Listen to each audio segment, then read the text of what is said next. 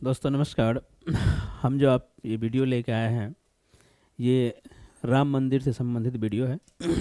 और हम राम मंदिर के बारे में आपको कोई फैक्ट बताने वाले नहीं हैं, ठीक है।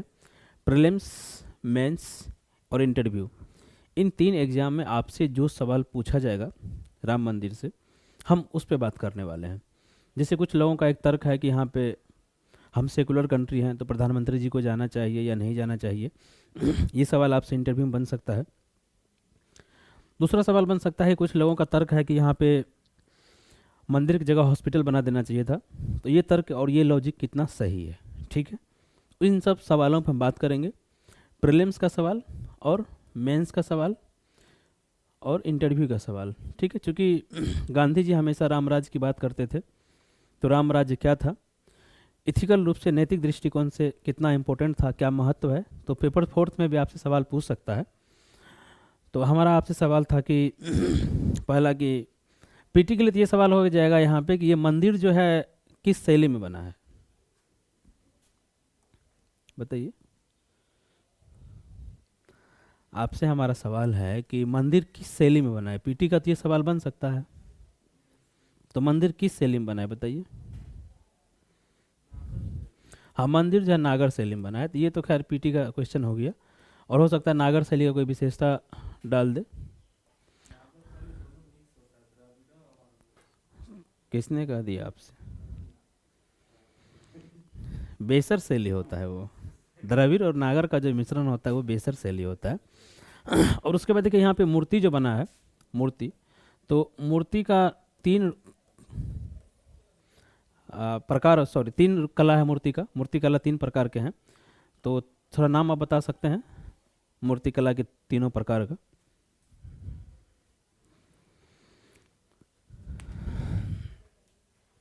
हमारे भारतीय कल्चर में मूर्ति कला के 3 टाइप फेमस है, तो नाम बताइए जरा उसका। चलिए एक हम बता देते हैं, गंधार शैली। गंधार शैली है ना, तो गंधार शैली है, मथुरा शैली है, और तीसरा अमरावती शैली है। अमरावती शैली, ठीक है। तो चूंकि अयोध्या में है तो ये मथुरा शैली से बना है। ऐसे स्पष्ट नहीं है, मेरा एक अनुमान है कि मथुरा शैली से ही बना है, क्योंकि यहाँ पे इसका जिक्र नहीं आया है कि मंदिर किस शैली से बना है, लेकिन मथुरा शैली से बना है, ठीक है। अब हम बात कर लेते हैं, आपको हम पीटी का नागर शैली का फैक्ट बता दिए और मूर्ति किस से बना है वो दोनों बता दिए। पीटी में क्वेश्चन आ सकता है, ठीक है। अब हम लोग बात करते हैं जरा, ये मथुरा शैली से मूर्ति बना है, मथुरा शैली, ठीक है। मूर्तियाँ जो बनी है मथुरा शैली से बनी है, और मंदिर जो हमारा बना है वो नागर शैली से बना है, ठीक है। और कहा जाता है कि इसमें कोई भी कील, लोहा, छड़, सरिया का प्रयोग नहीं किया गया है, पत्थर से बना है, तो अच्छी बात है। और कितना दिन चलेगा ये तो समय बताएगा। कहा जा रहा है कि 1000 साल की, कहीं कहीं हम पढ़े हैं 2500 साल। अब कितना साल चलेगा आई डोंट नो। चलिए अगला सवाल लिख लिए। तो हम जो आपसे सवाल पूछे थे, या इंटरव्यू में जो सवाल आ सकता है, कि कुछ लोगों ने कहा कि यहाँ पे हॉस्पिटल बन जाना चाहिए था, मंदिर नहीं बनना चाहिए था। तो इस पे आपका क्या वक्तव्य है? आपने कहा कि सर दोनों ठीक है, तो आपका जवाब इस तरीक़ा से होना चाहिए था कि जो ये जो मंदिर बनाया है, ठीक है, मंदिर बनाया कौन है? भारत सरकार बनाया है या कौन बनाया है? भारत सरकार बनाया है। भारत सरकार नहीं, ये आपका गलत जवाब है। मंदिर भारत सरकार नहीं बनाया है। भारत सरकार का मंदिर बनाने में कोई योगदान नहीं है, ठीक है, कोई योगदान नहीं है। सुप्रीम कोर्ट का डिसीजन है, ठीक है, सुप्रीम कोर्ट का डिसीजन है। और मंदिर बनाया है समाज, समाज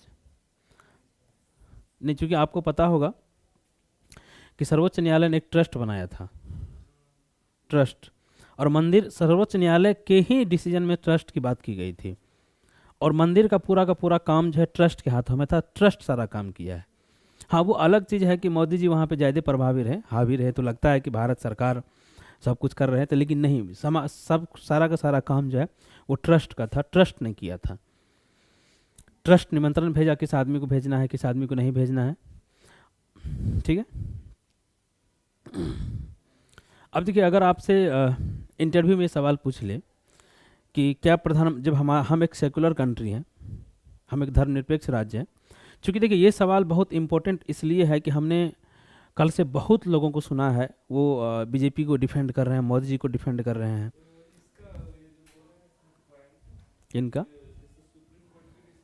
हाँ, सुप्रीम कोर्ट के डिसीजन से सोसाइटी कंट्रीब्यूशन, हाँ, हाँ, गवर्न बाय ट्रस्ट या लीड बाय ट्रस्ट, क्योंकि सारा चीज़ ट्रस्ट किया है ना। तो इसमें अब हम ये बता रहे हैं कि मोदी जी को वहाँ पे गए थे, सभी लोग डिफेंड कर रहे हैं मोदी जी को। तो हमने कहा आपसे कि एक सेकुलर कंट्री होने के नाते प्रधानमंत्री जी का वहाँ जाना, उद्घाटन करना कितना सही था, कितना गलत था, उसी पर हम लोग अभी चर्चा कर रहे हैं। लेकिन विपक्ष का कोई भी नेता नहीं आया, ठीक है।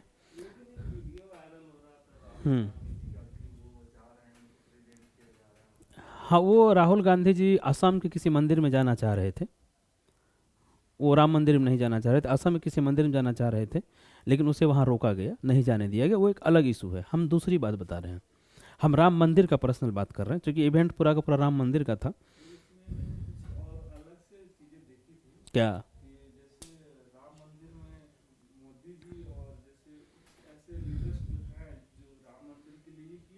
हम्म।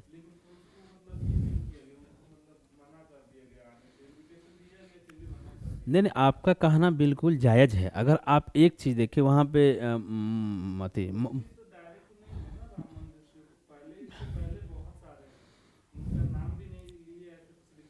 नहीं, ये ठीक है, ये सब हम बता रहे हैं, ये सब पॉलिटिकल बात है, ये आपसे इंटरव्यू में नहीं पूछा जाएगा। अगर आप प्रैक्टिकली देखेंगे तो सिर्फ वहाँ मोदी जी थे, बाकी अमित शाह जी नहीं थे, राजनाथ सिंह जी नहीं थे, जेपी नड्डा जी नहीं थे, और मुख्यमंत्री का स्तर पे सिर्फ योगी आदित्यनाथ थे। बाकी भाजपा शासित बहुत सारे मुख्यमंत्री हैं, और भाजपा के समर्थन से अन्य पार्टी के लोग भी मुख्यमंत्री बने हुए हैं, वो लोग भी वहाँ नहीं थे। तो ये इंटरव्यू में आपसे सवाल नहीं पूछे जाएंगे। जो इंटरव्यू में जो सवाल पूछेगा हम उस पर सिर्फ बात कर लेते हैं, ठीक है। वो बीजेपी का अपना मैटर है, किसको आना था, किसको नहीं आना था, क्या था, वो इंटरनल मैटर है।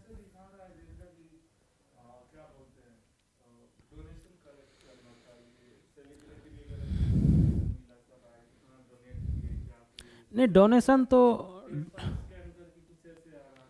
नहीं, ठीक है, डोनेशन तो पहले भी लिया जा चुका है, समाज ने डोनेट किया था, मंदिर का चंदा हुआ था, लोगों ने चंदा दिया, उस चंदे के पैसा से मंदिर बना। इसलिए हमने कहा आपसे कि भारत सरकार का कोई योगदान नहीं है इसमें, जो भी किया समाज किया है।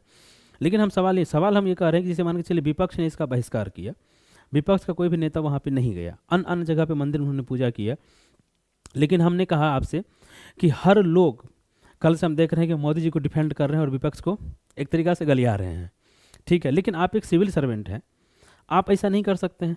क्यों? क्योंकि अरे भाई, जब आपको यूपीएससी में भी कैडर अलॉट होगा तो उसी विपक्ष शासित राज्यों में आपको नौकरी करना पड़ेगा ना। आप मान के चलिए आप इंटरव्यू में दे रहे हैं, या आपसे इंटरव्यू, या आप बीपीएससी का इंटरव्यू दे रहे हैं, और आपसे बीपीएससी के इंटरव्यू में पूछ दिया कि माननीय मुख्यमंत्री जी राम मंदिर के उद्घाटन में नहीं गए, नीतीश कुमार जी नहीं आए ना, तो कितना सही कितना गलत आप क्या कहेंगे? ये गलत था, नहीं कह सकते गलत था।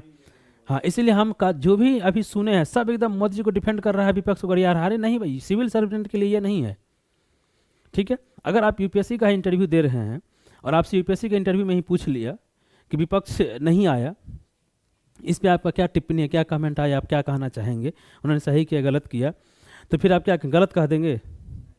भाई, आपको उसी के राज्य में जो है जाके नौकरी करना है, उनके बातों को मानना है आपको।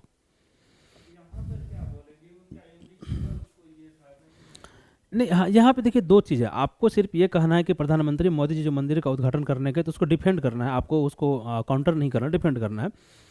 क्योंकि सर, मंदिर का काम समाज का काम था, और समाज मंदिर का निर्माण किए थे। समाज ने भारत के प्रधानमंत्री को, ट्रस्ट ने भारत के प्रधानमंत्री को निमंत्रण दिया कि आप आइए, और उन्होंने निमंत्रण स्वीकार किया, और तब वो गए थे मंदिर के उद्घाटन में, ठीक है। ये आपका क्या होगा? डिफेंड। ठीक उसी तरीक़ा से ट्रस्ट ने विपक्ष के अन्य नेताओं को भी आमंत्रित किया था, ठीक है। विपक्ष के अन्य नेताओं को, सभी नेताओं को उन्होंने आमंत्रित किया। लेकिन कुछ लोगों का ये मानना था, कुछ पॉलिटिकल पार्टी का ये मानना है कि हमारे देश में धर्म को राजनीति से अलग रखना चाहिए था। क्योंकि हम लोग सेकुलर कंट्री हैं, तो सेकुलर कंट्री में देश में धर्म को राजनीति से अलग रखना चाहिए था। शायद मेरा ऐसा मानना है कि शायद इसलिए वो लोग नहीं आए और उनकी अपनी फिर व्यक्तिगत, और कुछ लोग ने ये तर्क दिया, आप ऐसे बताएंगे। इससे कुछ लोगों ने ये कहा कि पहले से ही हमारा कार्यक्रम कहीं फिक्स है, ठीक है, पहले से हमारा कार्यक्रम कहीं फिक्स है। तो मुख्यमंत्री होते हैं तो वो अपने प्रदेश में काफ़ी बिजी होते हैं, कई कई जगह उनका कार्यक्रम होता है। तो आप विरोध नहीं करेंगे, सिर्फ आप ये कहेंगे कि कुछ ने निजी कारणों से नहीं आया, कि मैं उस दिन कहीं और जा रहा हूँ। और कुछ लोगों का ये मानना था कि सीपीएम का अगर आप बात सुनें, केरल में जिनकी सरकार है, पश्चिम बंगाल में इतने लंबे समय तक जिनकी सरकार है, त्रिपुरा, उनका कहना था कि हम धर्म को राजनीति से अलग रखना चाहते हैं। तो आप दोनों जवाब दे देंगे। लेकिन क्या प्रधानमंत्री जी ने धर्म को राजनीति में ला दिया? नहीं सर, मेरा ऐसा मानना नहीं है। क्योंकि प्रधानमंत्री जी को आमंत्रित किया गया तो प्रधानमंत्री जी ने निमंत्रण को स्वीकार किया, और बाकी लोग निमंत्रण तो स्वीकार किए, उन्होंने ट्रस्ट का धन्यवाद ज्ञापन भी किया, लेकिन अपनी निजी व्यस्तता के कारण वो नहीं आ पाए। तो यहाँ पे क्या होगा, एक बैलेंसिंग आंसर हो जाएगा, ना आप इधर को डिफेंड कर रहे हैं ना उधर को डिफेंड कर रहे हैं, और आप किसी का विरोध भी नहीं कर रहे हैं।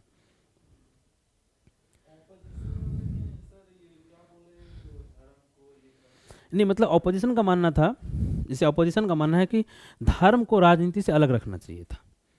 सेकुलर कंट्री में जो होता है कि धर्म को राजनीति से अलग रखना चाहिए था, और नेहरू जी भी इस बात को मानते थे कि सांप्रदायिकता का जो है जो समापन होगा, तो सांप्रदायिकता का समापन या सांप्रदायिकता को कम करने के लिए धर्मनिरपेक्ष ही एक पहलू हो सकता है।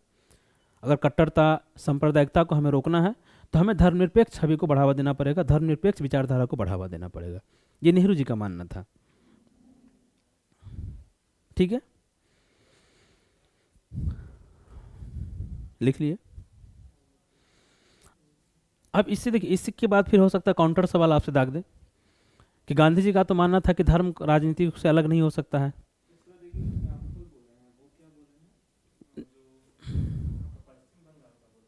नहीं, सीपीआई जिनकी केरल में सरकार है, हाँ केरल में सरकार है ना उनकी, उन्होंने कहा कि धर्म को राजनीति से अलग रखना चाहिए, हम धर्म की राजनीति नहीं करना चाहते हैं। उनका ये ऑफिशियल स्टेटमेंट है। तो हो सकता है आपको केरला कैडेट भी तो मिल सकता है। पश्चिम बंगाल में लंबे समय तक उसकी सरकार रही, त्रिपुरा में लंबे समय तक उनकी कम्युनिस्टों की सरकार रही, अभी बिहार में उनके कई सारे विधायक हैं, सांसद हैं उनके कई सारे। तो कुछ पॉलिटिकल पार्टी ने ये कहा, और कुछ पॉलिटिकल पार्टी जो है अपना व्यक्तिगत व्यस्तता को बता के नहीं आए, ठीक है। अब हम पूछ रहे थे कि आपसे अगला सवाल, काउंटर सवाल ये कर दे कि ये बताइए, ऐसे कीजिए ना, लिख लीजिएगा, बाद में वीडियो देख के भी थोड़ा अगर ज़्यादा बोलिएगा ज़्यादा बेटर रहेगा। अच्छा, हटा देते हैं वीडियो को।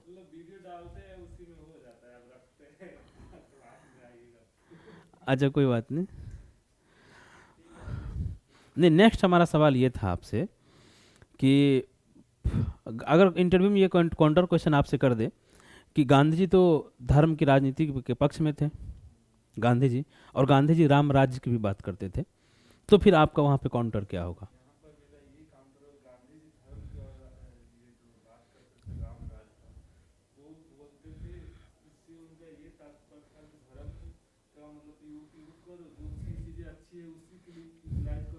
हम्म हम्म हम्म हम्म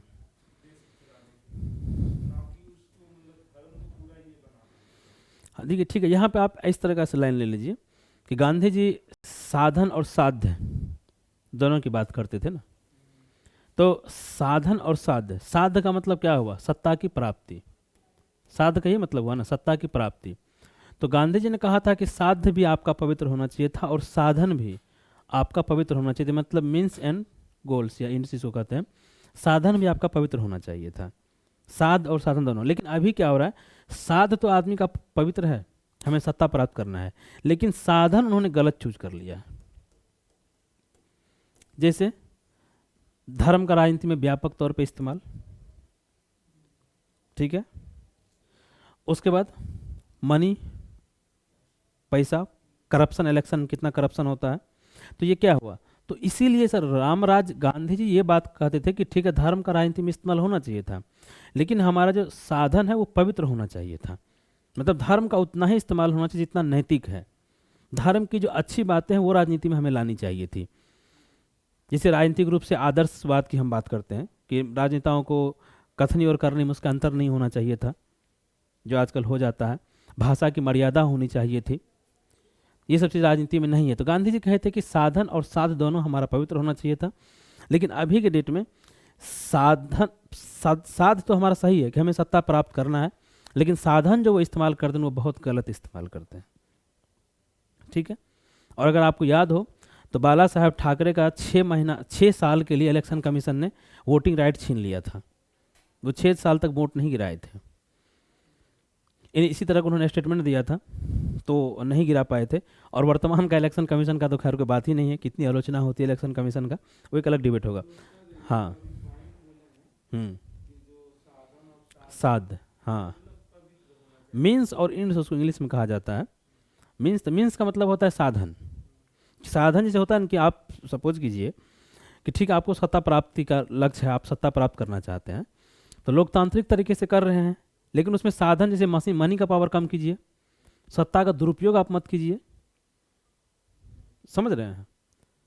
तो साधन आपका पवित्र होना चाहिए। अभी क्या हो रहा है कि मनी का पावर बहुत अधिक हो रहा है, सत्ता का दुरुपयोग काफ़ी अधिक हो रहा है। किसी पॉलिटिकल जिस पॉलिटिकल पार्टी की भी सरकार हो, सत्ता का दुरुपयोग काफ़ी अधिक हो रहा है।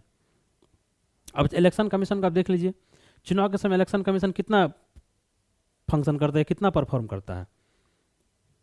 भाषा की मर्यादा इलेक्शन के समय टूट जाती है, आचार संहिता कितना अधिक उल्लंघन होता है, कहाँ कठोर कार्रवाई करता है निर्वाचन आयोग के द्वारा। जबकि वही TN शेषन साहब थे, कितने कठोर कार्रवाई किया करते नेताओं पर। तो ये क्या है, साधन हमारा गलत हो गया ना। अभी जो है राजनीतिक दल वो सत्ता प्राप्त करना चाहते हैं, लेकिन उनका साधन बहुत गलत हो गया है। तो गांधी जी ये नहीं चाहते थे। गांधी जी चाहते थे कि धर्म का राजनीति में इस्तेमाल हो, लेकिन नैतिकता के मुद्दे पे, पवित्रता के मुद्दे पे। समझ गए। अब हमारा अगला सवाल है हमारा कि सवाल अगर ये आपसे पूछ दिया जाए कि तो यहाँ पे देखिए आप सरकार को नहीं लेंगे, हमेशा यहाँ पे आप समाज को लेंगे कि मंदिर ने समाज ने मंदिर। नेहरू जी नहीं, नेहरू जी का क्लियर मानना था कि धर्म को राजनीति से अलग रखना चाहिए था। नेहरू जी का क्लियर मानना था। और इसे धर्म क्या करता है, सांप्रदायिकता को लाता है। धर्म सांप्रदायिकता और कट्टरता को बढ़ावा देता है। तो नेहरू जी का कहना था कि धर्म कट्टरता और सांप्रदायिकता को रोकने के लिए धर्मनिरपेक्ष विचारधारा को हमें आगे बढ़ाना पड़ेगा। BPSC में कई बार सवाल पूछा गया है कि नेहरू के विचार या धर्मनिरपेक्षता पर नेहरू के विचार। तो नेहरू जी धर्मनिरपेक्ष के पक्ष में थे, ना कि वो कट्टरता या सांप्रदायिकता के पक्ष में थे। नहीं तो आपको जानकारी होगा कि जब हमारा जो ये था संविधान सभा, जब वहाँ डिबेट चल रहा था, तो हिंदू राष्ट्र बनाने की मांग उस समय भी की गई थी। ऐसा नहीं कि हिंदू राष्ट्र बनाने की मांग नहीं की गई थी। हिंदू महासभा का स्थापना हुआ था, RSS का स्थापना 1925 में हो चुका था, लेकिन कांग्रेस इसके लिए तैयार नहीं थे कि भारत को हिंदू राष्ट्र बनाया जाए। इस वजह से तो सेकुलर छवि को, तो अब हम आपको बता रहे हैं, बता दी, समझ गए आप। तो जब भी आपसे मंदिर पे सवाल पूछेगा तो आप समाज को लेके आएंगे कि प्रधानमंत्री जी के वहाँ उद्घाटन करने से कहीं भी हमारे धर्मनिरपेक्ष छवि को नुकसान नहीं पहुँचा है। क्योंकि समाज ने उसे इन्वाइट किया था और वो समाज के निमंत्रण को स्वीकार किया। ऐसे नहीं कि प्रधानमंत्री जी कई बार मस्जिद में भी देखे गए हैं। और 25 दिसंबर को जब क्रिसमस था तो प्रधानमंत्री आवास पे काफ़ी सारे ईसाई भाई गए हुए थे मनाने के लिए। तो उन्होंने, तो जिस समाज ने, जिस धर्म के समाज ने, हिंदू हो, मुस्लिम हो, ईसाई हो, सिख हो, कई बार प्रधानमंत्री जी गुरुद्वारा भी गए हैं। ऐसा नहीं तो गुरुद्वारा नहीं गए हैं गुरुद्वारा। सिख धर्म के पावन उत्सव से पर पटना में था गुरु गोविंद सिंह का प्रकाश उत्सव, उसमें भी शामिल हुए थे। तो ये क्या है ना, ऐसा नहीं, वो उन्होंने उस समाज ने, हिंदू समाज ने, मुस्लिम समाज ने, सिख समाज ने, ईसाई समाज ने प्रधानमंत्री जी को आमंत्रित किए। प्रधानमंत्री जी ने उन्हें स्वीकार किया और उनके फंक्शन में गए। ठीक है। तो ठीक इसी तरह हिंदू मंदिर के उद्घाटन में भी, राम मंदिर के उद्घाटन में भी प्रधानमंत्री जी को निमंत्रण दिया कि प्रधानमंत्री जी उसे स्वीकार किए और वहाँ पे गए। समझ गए। तो ये पॉइंट आपको वहाँ पे डिफेंड करना है। फिर हम ये बता ही दिए, नेहरू जी के बारे में बता दिए, गांधी जी के रामराज के बारे में बता दिए। अब एक सवाल और आपसे पूछ सकता है कि ठीक है, ये बताइए कि मंदिर बनना जरूरी था या हॉस्पिटल बनना जरूरी था? तो यहाँ पे आपको जवाब देना है कि सर मंदिर समाज ने बनवाया है ना, हॉस्पिटल बनाना या कि स्कूल बनाना ये सरकार की प्राथमिक जिम्मेदारी है। जिम्मेदारी समाज की भी है, ये बात सच है कि जिम्मेदारी समाज की भी है हॉस्पिटल बनाना। लेकिन समाज को जब लगेगा कि हॉस्पिटल की अयोध्या में ज़रूरत है तो समाज हॉस्पिटल भी बना लेगा। उदाहरण के लिए आप देखिए कई सारे मंदिर हैं जो हॉस्पिटल को चलाते हैं, ट्रस्ट के द्वारा हॉस्पिटल चलता है। जैसे पटना में महावीर मंदिर जो है वो कैंसर अस्पताल को चलाता है। ऐसे बहुत सारे मंदिर हैं। इसी तरह जिस दिन और देखिए जहाँ भी मंदिर बनता है, जैसे आप अगर महाकाल का मंदिर जो देखिए उज्जैन में जो है एमपी में, हमको तो लगता है कितने लोग वहाँ डेली खाना खाते हैं फ्री में। हम खुद वहाँ गए हैं, खाना खाए हैं। आपको एक हाँ, गुरुद्वारा में भी बहुत लोग लंगर खाते हैं। तो आपसे अगर सवाल मंदिर पे पूछा जाए तो बता रहे हैं कि मंदिर में कितने लोग डेली भोजन करते हैं। अब राम मंदिर बना है तो कितने लोगों का सहारा होगा भोजन का, ठीक है। तो ये इसीलिए हम बोले कि समाज अपने हिसाब से, तो समाज को जब लगेगा कि हॉस्पिटल भी बनना चाहिए तो वो हॉस्पिटल भी बना लेगा। और समाज को अभी लगा कि नहीं, हमारी आस्था, समाज का अपना एक आस्था होता है और मंदिर समाज की आस्था का प्रतीक है, इसीलिए समाज ने मंदिर को प्राथमिकता दिया। और जब समाज को पता है, समाज को ऐसा लगेगा तो हॉस्पिटल भी बना लेंगे और मंदिरों के द्वारा हॉस्पिटल का संचालन भी होता है, ठीक है। अब वहाँ एक और डिफेंस आपको मिल जाएगा कि अगर वहाँ सर हॉस्पिटल बन जाता, हॉस्पिटल बनाया जाता तो फिर जो उसका खर्च है वो खर्च कहाँ से आता? तो कहेगा कि बिल्डिंग बन जाता ना, इक्विपमेंट आ जाता। लेकिन हॉस्पिटल में निरंतर खर्च होती है ना, इक्विपमेंट लगातार इंपोर्ट करना पड़ेगा, डॉक्टरों की सैलरी है, स्टाफ की सैलरी है। लेकिन इस मंदिर से जो इनकम होगा, इससे तो इनकम होगा ना, लाखों लाख लोग मंदिर में दान दे देते हैं और इस दान के पैसा से तो हम हॉस्पिटल को बना भी सकते हैं और हॉस्पिटल को लगातार ऑपरेट भी कर सकते हैं, ठीक है। तो मंदिर से हॉस्पिटल ऑपरेट हो सकता है, इनोग्रेट हो सकता है, लेकिन हॉस्पिटल से मंदिर होता है कि नहीं होता, इस पर थोड़ा सा डाउट है। बस मंदिर में लोग दान पुण्य करते रहते हैं, इतना लाखों करोड़ों का पैसा मंदिर में चंदा के रूप में आते रहता है। अब उस चंदे के पैसे से आप हॉस्पिटल बना दीजिए, स्कूल बना दीजिए और उसके संचालन के लिए आपको किसी से पैसा नहीं मांगना पड़ेगा। तो ये वाला पक्ष आप ले लेंगे कि हाँ वो सही है, लेकिन ये इस तरीका से, ठीक है, कि लोगों के आस्था का भी ध्यान रखा चला गया और हमारा हॉस्पिटल भी बन गया। समझ गए? तो ये हमारा था मंदिर संबंधी सवाल। अब अगला सवाल हमारा है इससे कि इथिक्स, अगर हम नैतिक की बात करें, नैतिकता की बात करें, तो इथिक्स में हम भगवान राम को या भगवान राम से क्या सीखते हैं? नमस्कार ऑनलाइन वालों, तो ये हमारा वीडियो था, आप समझ गए। अब नेक्स्ट वीडियो मिलेंगे, इसके दूसरे पार्ट में नेक्स्ट वीडियो में हम मिलेंगे, ठीक है।